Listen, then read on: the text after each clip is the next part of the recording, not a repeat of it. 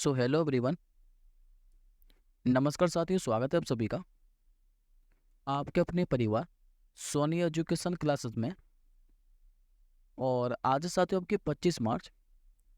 और आज हम 25 मार्च से बनने वाले जितने भी मोस्ट इंपॉर्टेंट करंट अफेयर्स के प्रश्न हैं, इन सभी प्रश्नों को हम इस क्लास के अंदर डिस्कस करेंगे।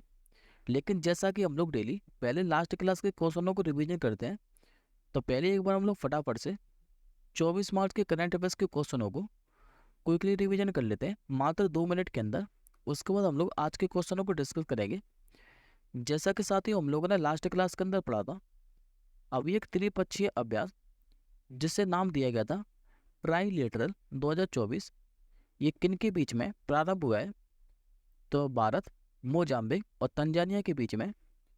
और यदि साथियों आप लोगों से ये पूछे कि ये जो अभ्यास है ये प्रारंभ कहाँ पर हुआ है, तो मोजाम्बिक के मपूटो बंदरगाह और तंजानिया के अंदर। आयरलैंड के भी सबसे युवा प्रधानमंत्री ये कौन बने थे? नाम है इनका साइमन हैरिस। और ये मात्र साथियों 37 वर्ष के हैं साइमन हैरिस, जो कि आयरलैंड के सबसे युवा प्रधानमंत्री बन चुके हैं। साथियों आप लोगों को साइमन हैरिस का नाम तो याद रखना ही है, लेकिन इसी के साथ जिन्होंने इस्तीफा दिया है उनका नाम काफ़ी ज़्यादा इंपॉर्टेंट बनेगा, क्योंकि ये भारतीय मूल के थे। और इनका क्या नाम था? तो लियो वराडकर। ये भारतीय मूल के प्रधानमंत्री थे आयरलैंड के अंदर।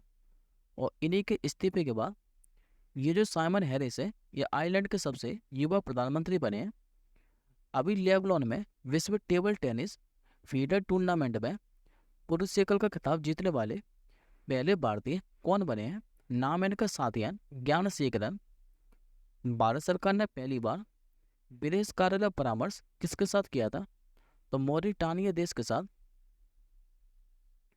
इसरो ने अभी किस नाम से पुनः प्रयोजन प्रक्षेपणान, जिसका नाम है RLV-LEX-02, इसका सफलतापूर्वक परीक्षण किया है? नाम दिया था साथ ही इसको पुष्पक भवन। पेरिस ओलंपिक 2024 के लिए भारत का जो ध्वजभाग है ये किससे नामित किया गया है? अचंता शरद कमल को। फिर हम लोगों ने पढ़ा था वर्ल्ड वाटर डे, जो कि हर साल मनाया था आपका 22 मार्च को। अभी सूरत डायमंड वॉर्स का नया चेयरमैन बनाया गया था गोविंद ढोलकिया को। T20 करियर में 12,000 रन पूरे करने वाले भारत के पहले खिलाड़ी कौन बने थे?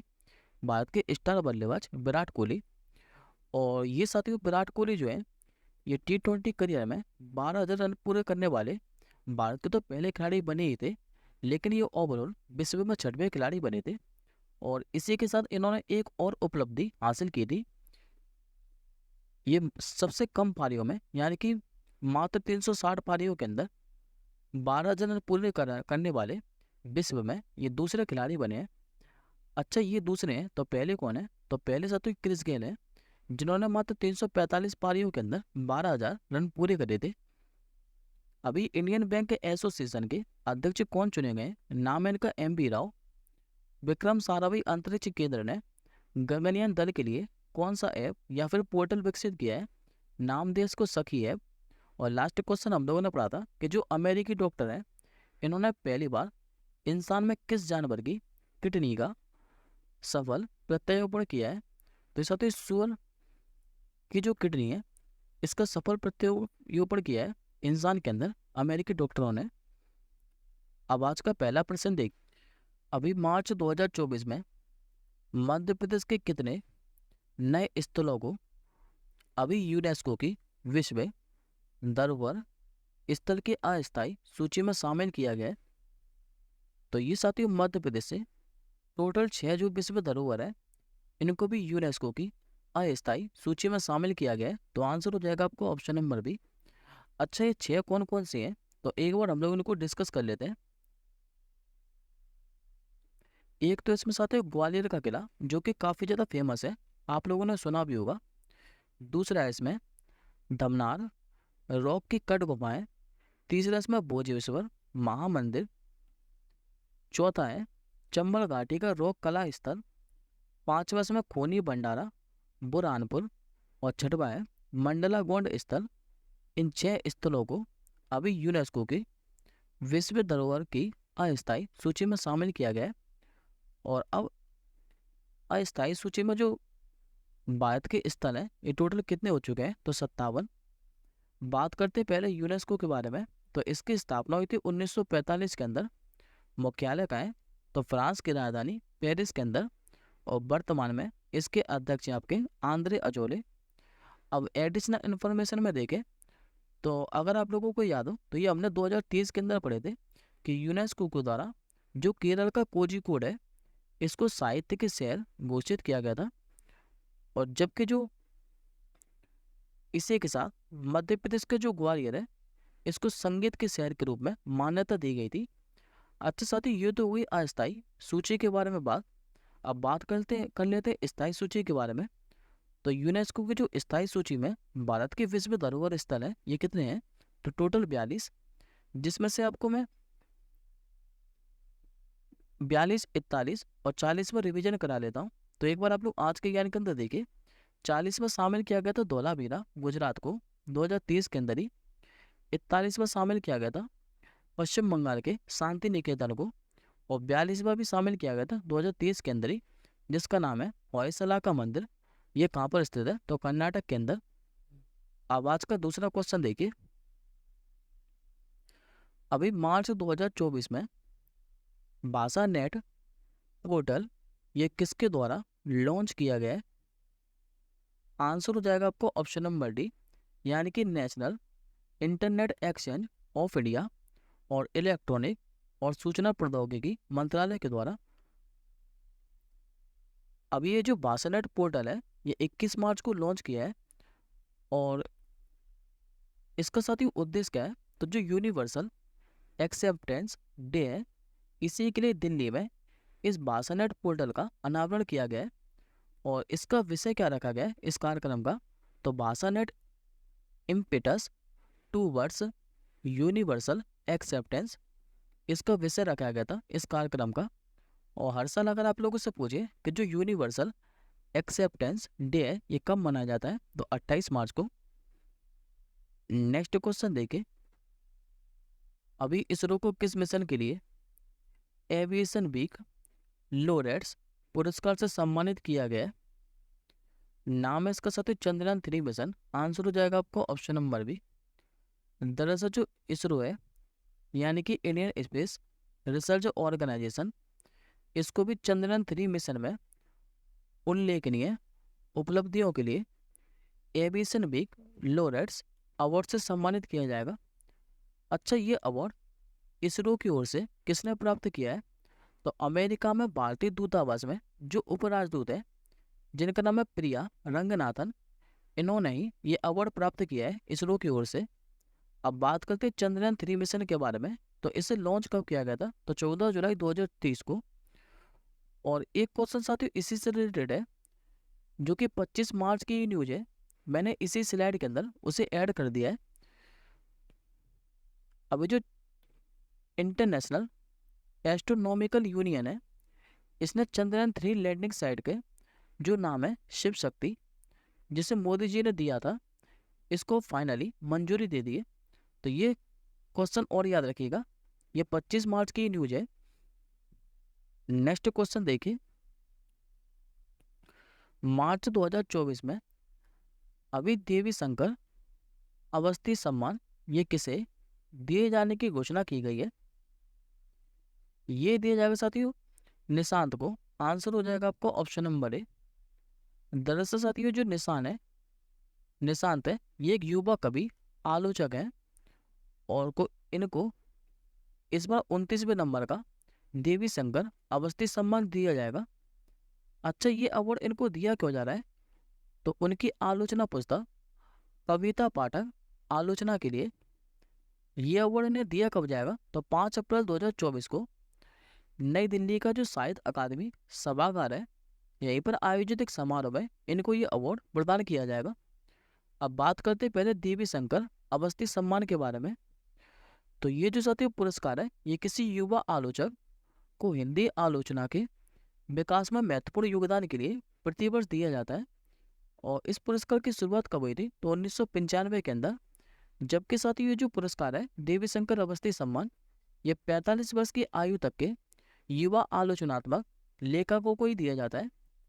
अब ये अवार्ड से रिलेटेड क्वेश्चन है, तो एक बार एडिशनल इन्फॉर्मेशन में देखिए, ये सारे के सारे अवार्ड अभी हम लोगों ने रिसेंटली पढ़े हैं। जैसे कि मैंने अभी आपको पढ़ाया था कि वर्ष 2023 के लिए जो सरस्वती सम्मान है, इस बार 33वें नंबर का था, ये किसे दिया गया है? तो प्रभा वर्मा को। वर्ष 2024 के संगीत कलानिधि पुरस्कार, जिसका नाम है इरास्मस, ये किसे दिया गया था? तो टीएम कृष्णा को। अभी 58वां ज्ञानपीठ पुरस्कार ये दो व्यक्तियों को दिया गया था, एक तो राम भद्राचार्य और दूसरे गुलजार। मिस वर्ल्ड 2024 ये भी चेक गणराज्य की क्रिस्टीना प्रिजकोवा बनी है।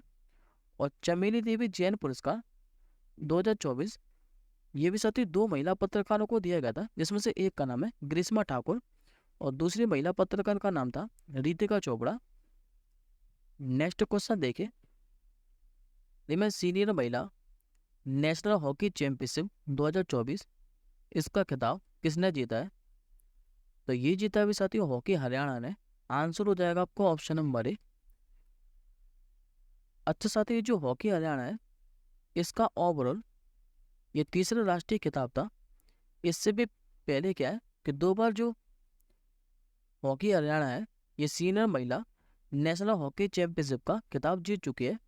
एक बार तो जीता था इसने 2013 के अंदर और दूसरी बार जीता था 2020 के अंदर। अच्छा, इसने फाइनल में किसे हराया है? तो हॉकी महाराष्ट्र को। इस बार ये 14वें नंबर की सीनियर महिला नेशनल हॉकी चैंपियनशिप थी। मेजबान कौन था इसका? तो महाराष्ट्र।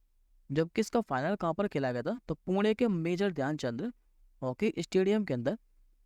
अब ये स्पोर्ट्स से रिलेटेड क्वेश्चन है, तो एक बार आप लोग एडिशनल इन्फॉर्मेशन में देखिए, ये सारे के सारे जो क्वेश्चन है ये वेरी वेरी इंपॉर्टेंट है।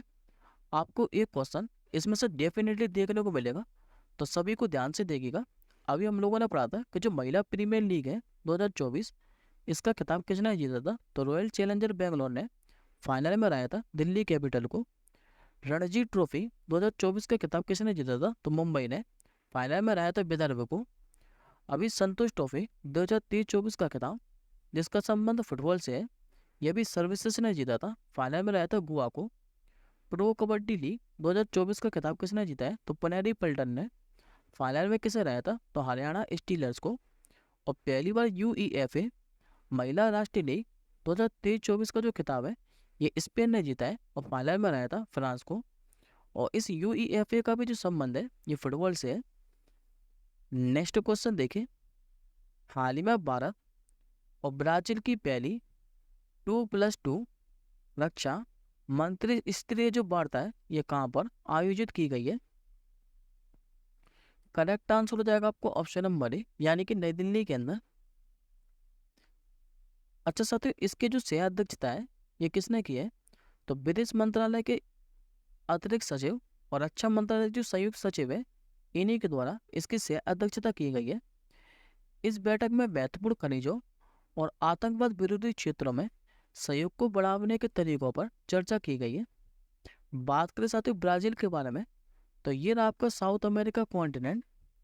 और साउथ अमेरिका कॉन्टिनेंट के अंदर ये सबसे बड़ा स्थित देश है ब्राजील। इसकी राजधानी क्या है? तो ब्राजीलिया। मुद्रा क्या चलती है? तो ब्राजीलियाई रियल। और वर्तमान में यहाँ के राष्ट्रपति कौन है? तो लुइज इनासियो लुला दा सिल्वा। नेक्स्ट क्वेश्चन देखिए, विश्व जो मौसम विज्ञान दिवस है ये प्रति वर्ष आपका कब मनाया जाता है? तो यह दिवस मनाया था आपका प्रति वर्ष 23 मार्च को। करेक्ट आंसर हो जाएगा आपको ऑप्शन नंबर सी। देखिए ये जो दिवस है ये 1950 में जो विश्व मौसम विज्ञान संगठन है इसकी गठन की याद में मनाया जाता है। और इस दिवस को मनाने का उद्देश्य क्या है? तो लोगों को मौसम विज्ञान और इसमें हो रहे निरंतर परिवर्तनों के बारे में जागरूक करना। हर साल किसी न किसी विषय के साथ मनाया जाता है। 2024 की इसकी थीम क्या रहने वाली है? तो जलवायु कार्रवाई की अग्रिम पंक्ति में। यह 2024 के लिए विश्व मौसम विज्ञान दिवस की थीम है। और 23 मार्च से ही मैं आपके साथ ही 2 दिवस और पढ़ाने वाला हूँ जो कि काफ़ी ज़्यादा इंपॉर्टेंट है। पहले हम लोग वर्ल्ड मेट्रोलॉजिकल ऑर्गेनाइजेशन के बारे में बात कर लेते हैं। तो इसकी स्थापना हुई थी 1950 के अंदर। मुख्यालय कहाँ है? तो जिनेवा स्विट्जरलैंड के अंदर। और वर्तमान में इसके महानिदेशक कौन है? तो सेलेस्ते साउलू। अब ये 2 दिवस कौन कौन से हैं?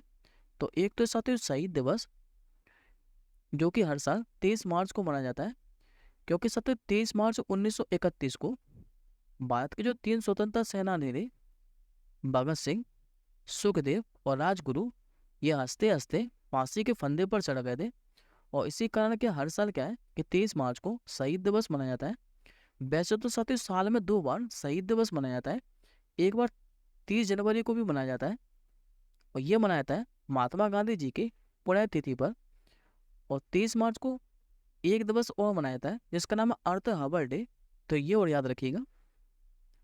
नेक्स्ट क्वेश्चन देखिए, अभी डिजिटल न्यूज पब्लिशर एसोसिएशन का जो नया अध्यक्ष है ये किससे चुना गया है?